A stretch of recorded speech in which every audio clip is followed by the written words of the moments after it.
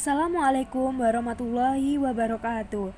Selamat siang menuju sore teman-teman. Semoga kita senantiasa dalam keadaan sehat walafiat tanpa suatu halangan apapun.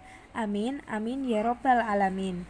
Di sini kami dari kelompok 1 yang beranggotakan saya sendiri, Mangda Tia Susnawati dengan NIM 1012 10 11 2 serta Miratul Makarima dengan NIM 1012 10 11 6 akan mempresentasikan tentang kajian baik dan buruk. Langsung saja kita menuju pembahasannya ya. Pembahasan yang pertama yaitu mengenai pengertian kajian baik dan buruk.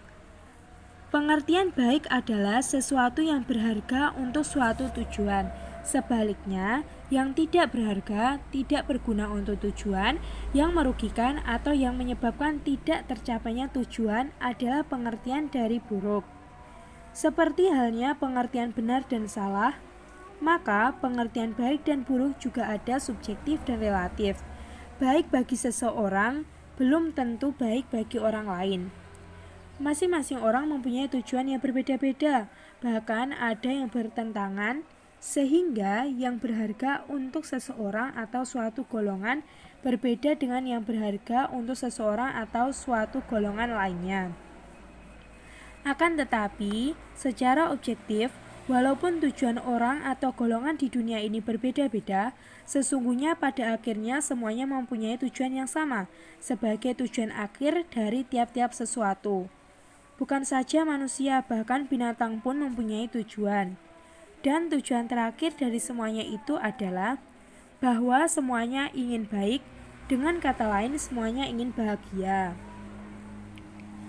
Baik dan buruk merupakan sifat yang selamanya akan menempel pada suatu benda, terlepas apakah benda itu mati atau hidup. Setiap ada pengertian baik, ada pula pengertian buruk. Dalam mendefinisikan baik dan buruk, setiap orang pasti berbeda-beda, sebab sumber penentu baik dan buruk yaitu Tuhan dan manusia, wahyu dan akal, serta agama dan filsafat.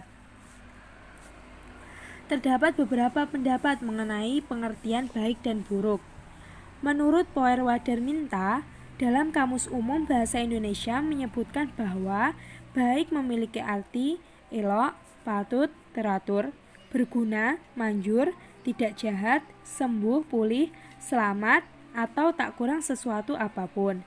Sedangkan buruk memiliki arti rusak atau busuk, jahat, jelek, kurang baik, dan tidak menyenangkan. Menurut Ibnu Maskawayh, kebaikan adalah yang dihasilkan oleh manusia melalui kehendaknya yang tinggi, sedangkan keburukan adalah sesuatu yang diperlambat demi mencapai kebaikan.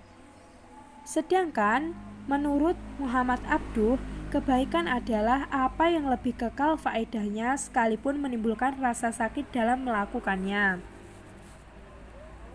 Pembahasan yang kedua yaitu mengenai penentuan baik dan buruk menurut beberapa aliran. Yang pertama, menurut aliran hedonisme. Aliran hedonisme adalah aliran filsafat yang terhitung tua karena berakar pada pemikiran filsafat Yunani, khususnya pemikiran filsafat Epikurus yang selanjutnya dikembangkan oleh Cyrenaics dan belakangan ditumbuh kembangkan oleh Freud.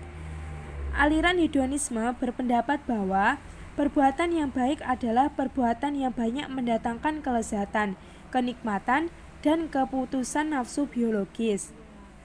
Aliran ini tidak mengatakan bahwa semua perbuatan mengandung kelezatan, melainkan ada pula yang mendatangkan kepedihan.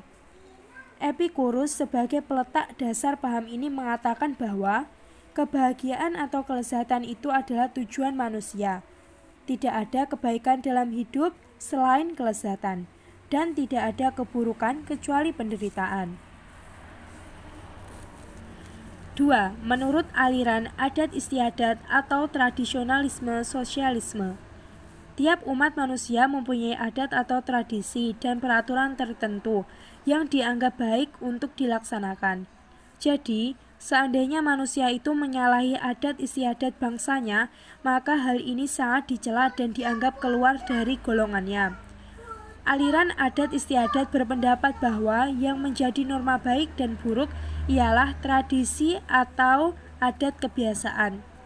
Artinya, sesuatu itu baik kalau sesuai dengan adat kebiasaan, dan sebaliknya, sesuatu itu buruk bila kita menyalahi adat kebiasaan.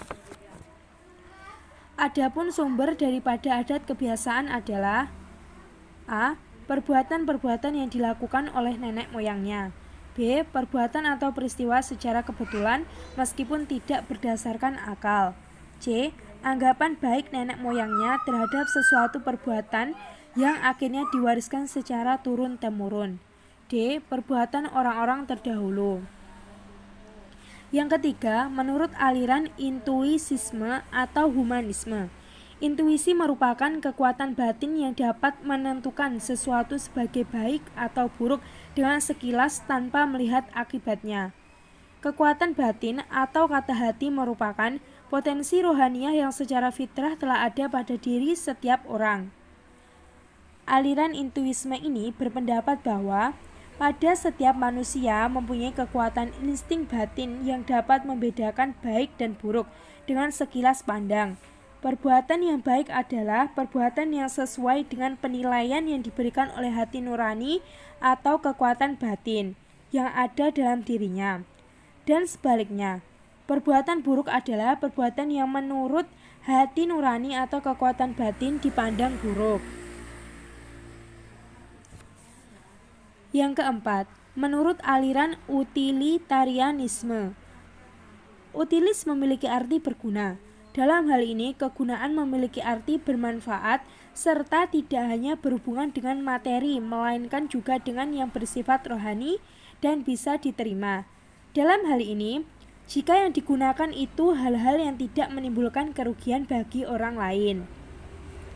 Aliran utilitarianisme berpendapat bahwa yang baik adalah yang berguna. Jika ukuran ini berlaku bagi perorangan disebut individual, dan jika berlaku bagi masyarakat dan negara disebut sosial. Aliran utilitarianisme menentukan baik dan buruk berdasarkan nilai guna. Yang kelima, menurut aliran vitalisme. Vitalisme ini pernah dipraktekkan pada para penguasa di zaman feodalisme terhadap kaum yang lemah dan bodoh. Dengan kekuatan dan kekuasaan yang dimiliki, ia mengembangkan pola hidup feodalisme. Kekuatan dan kekuasaan menjadi lambang dan status sosial untuk dihormati. Ucapan, perbuatan, dan ketetapan yang dikeluarkannya menjadi pegangan hidup masyarakat. Hal ini bisa berlaku mengingat orang-orang yang lemah dan bodoh selalu mengharapkan pertolongan dan bantuannya. Aliran vitalisme berpendapat bahwa yang baik adalah yang mencerminkan kekuatan dalam hidup manusia, kekuatan dan kekuasaan yang menaklukkan orang lain. Aliran ini lebih lanjut cenderung pada sikap binatang, di mana berlaku hukum siapa yang kuat dan menang itulah yang baik. Yang keenam, menurut aliran religiosisme atau teologis, diketahui bahwa di dunia ini terdapat bermacam-macam agama, dan masing-masing agama menentukan baik dan buruk menurut ukurannya masing-masing. Aliran religiosisme berpendapat bahwa yang menjadi ukuran baik dan buruk perbuatan manusia didasarkan atas ajaran Tuhan, apakah perbuatan itu diperintahkan atau dilarang olehnya. Segala perbuatan yang diperintahkan Tuhan itulah yang baik, dan segala yang dilarang oleh Tuhan itulah perbuatan yang buruk. Yang ketujuh, aliran evolutionisme atau evolution. Herbert Spencer adalah salah seorang ahli filsafat Inggris yang berpendapat mengenai evolusi ini.